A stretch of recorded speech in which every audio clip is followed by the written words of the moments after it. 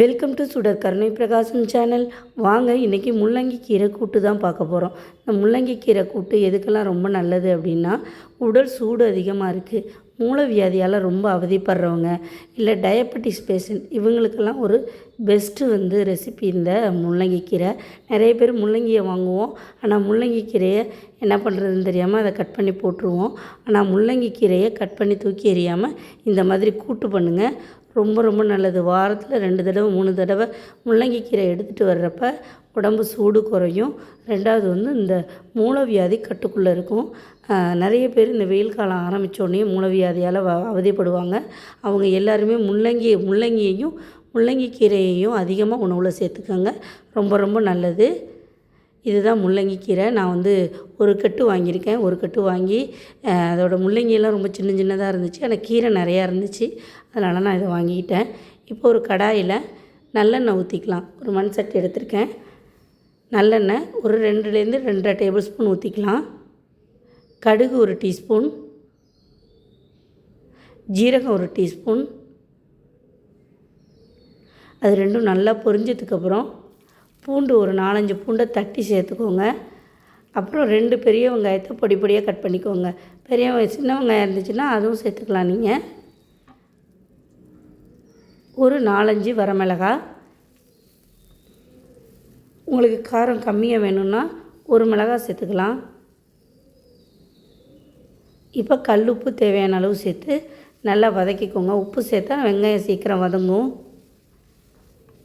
நல்லா அந்த பச்சை ஸ்மெல்லு போகிற அளவுக்கு வெங்காயத்தை நல்லா வதக்கிக்கோங்க. இந்த முள்ளங்கி கீரை அவ்வளோ நல்லதுங்க உடம்புக்கு, வாங்கி கண்டிப்பாக ட்ரை பண்ணுங்கள். இப்போ கொஞ்சமாக பெருங்காயத்தூள். முள்ளங்கி கீரையை நல்லா மண்ணெல்லாம் அலசிட்டு பொடி பொடியாக கட் பண்ணி வச்சுக்கோங்க, அப்போ தான் சீக்கிரம் வதங்கும்.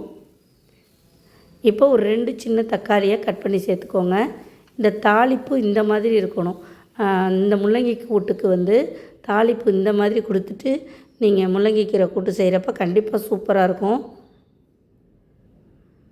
இப்போ முள்ளங்கி கீரையை நல்லா பொடி பொடியாக கட் பண்ணி வச்சுருக்கேன், இதை சேர்த்துக்கலாம். நான் பார்க்குறதுக்கு நிறையா இருக்க மாதிரி இருக்கும். நம்ம ஒரு 2 பிரட்டி விட்டோன்னே அப்படியே உள்ளார அடங்கி போயிடும். அவ்வளோ நல்லா பச்சை பசேல்னு இருந்துச்சுங்க இந்த கீரை. சமைச்சதுக்கப்புறமும் நல்லா க்ரீனிஷாக இருந்துச்சு. மூடி போட்டுட்டு கொஞ்சம் நேரம் கழித்து இப்படி பிரட்டி விட்டிங்கன்னா அந்த கீரையெல்லாம் கீழே போயிடும். கண்டிப்பாக அந்த கீரையை வதக்கிட்டு தான் செய்யணும், பச்சையாக செய்யக்கூடாது. இப்போ முள்ளங்கி எப்படி வதக்கிட்டு நம்ம சாம்பாரெல்லாம் வைப்போமோ அந்த மாதிரி இந்த கீரையை நல்லா இந்த வெங்காயம் தக்காளியோடய போட்டு நல்லா வதக்கணும். தண்ணியெல்லாம் வைக்க தேவையில்லை, இந்த கீரையில் உள்ள தண்ணியிலையே அது நல்லா வெந்துடும். தேவைன்னா கொஞ்சமாக தண்ணி ஊற்றிக்கலாம்.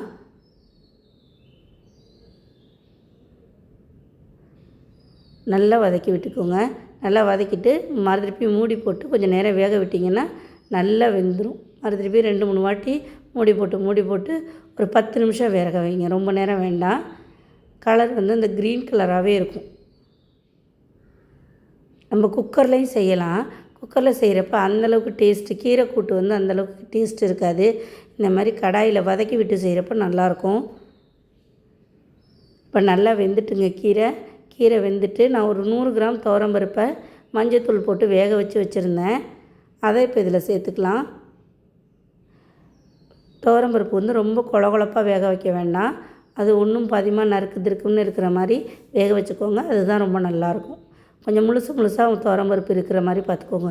ரொம்ப குழங்குழன்னு இல்லாமல் கொஞ்சம் முழுசாக இருக்க மாதிரி, அதே சமயம் துவரம்பருப்பு நல்லா வெந்திருக்கணும், அப்போ தான் நல்லாயிருக்கும் இந்த கீரை கூட்டு. துவரம்பருப்பு ஊற்றி ஒரு 2 நிமிஷத்துலேயே இறக்கிடலாம். ஏன்னா இந்த மண் சட்டியில் மறுதிருப்பியும் கொதிச்சிட்டே இருக்கும், அதனால் ரொம்ப நேரம் வேக வைக்க வேண்டியதில்லை. வேக வச்சோம்னா அப்படியே கலர் சேஞ்ச் ஆகிடும். இதனால் நல்லா சுட சாதத்தில் போட்டு சாப்பிட்டீங்கன்னு வச்சுக்கோங்க, அவ்வளோ ரேசியாக இருக்குங்க. ஒரு பாவக்காய் தொக்கு இல்லை பாவக்காய் வறுவல் இதெல்லாம் செஞ்சுக்கலாம். உங்களுக்கு இந்த கீரை கூட்டு முள்ளங்கி கீரை கூட்டு பிடிச்சிருந்துச்சுன்னா சுடர் கருணை பிரகாசம் சேனலுக்கு மறக்காமல் சப்ஸ்கிரைப் பண்ணுங்கள். ரொம்ப சிம்பிளான ரெசிபி தான். ஒரு நல்ல இந்த கிளைமேட்டுக்கு இப்போ இந்த வெயில் காலத்துக்கு ஏற்ற ஒரு ரெசிபி செஞ்சு சாப்பிட்டு பாருங்கள். முள்ளங்கி கீரையும் நிறைய கிடைக்கிது. நன்றி, வணக்கம்.